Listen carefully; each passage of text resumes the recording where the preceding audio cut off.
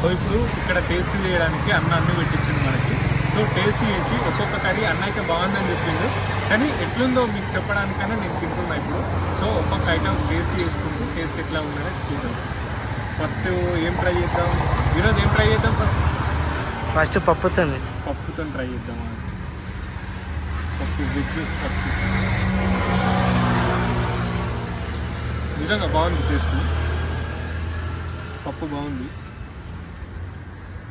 Veg కంటే కూడా non veg lovers ఎక్కువ ఉంటారు కాబట్టి మనం ఒకసారి నాన్ వెజ్ టేస్ట్ చేసి ఎట్లా ఉందని చూద్దాం.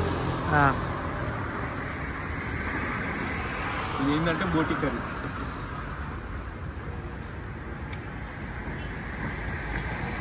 బోటి కర్రీ కూడా బాగుంది. యాజ్ ఇట్ ఈస్ మనం ఇంట్లో చేసుకున్నట్టే ఉంది.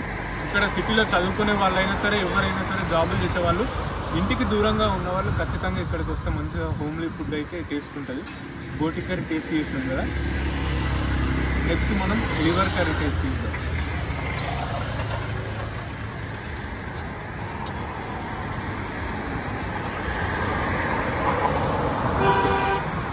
ఎట్లుంది? కుమార్ అంటే చేసినట్టుందా? అంతకు మంచిగా ఉందా?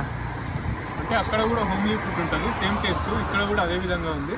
టేస్ట్ అనేది ఇంట్లో వాళ్ళే చేస్తారు కాబట్టి ఇంట్లో ఫుడ్ టేస్టే ఉంటుంది. ఈ లివర్ కర్రీ కూడా మస్తుంది.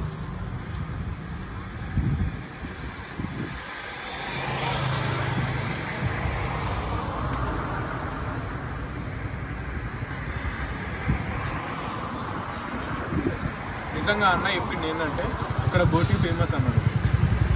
నేను ఏదో అనుకున్నా నిజంగా, కాకపోతే ఇప్పుడు టేస్ట్ చేసిన తర్వాత చాలా బాగుంది బోటి కర్రీ కూడా. సో ఇప్పుడు మనం చికెన్ కర్రీ టేస్ట్ చేయాలి. చికెన్ కర్రీ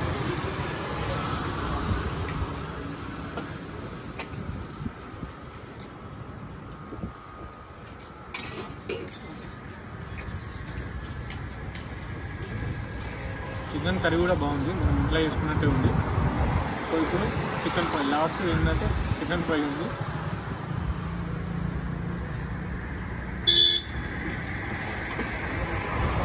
చికెన్ ఫ్రై బాగుంది, చికెన్ కర్రీ బాగుంది, లివర్ కర్రీ బాగుంది, బోటి కర్రీ బాగుంది, పప్పు కూడా మస్తుంది. హోమ్లీ ఫుడ్, హోమ్లీ టేస్ట్ ఉంది నిజంగా.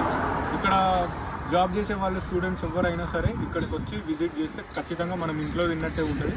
సో తప్పకుండా నాయుడుస్ కిచెన్ని దగ్గరికి వచ్చేయండి, తినండి మంచిగా. టేస్ట్ ఎట్లా ఉందో కింద కామెంట్ చేయండి. Thank you. వీటన్నిటిలో ఏది బాగుంది? ఒక్కటి ఇవన్నిట్లలో నాకు బెస్ట్ అనిపించింది ఏంటంటే నిజంగా అన్న బోటి అన్నాడు కదా, బోటి చికెన్ కర్రీ అయితే మస్తుంది.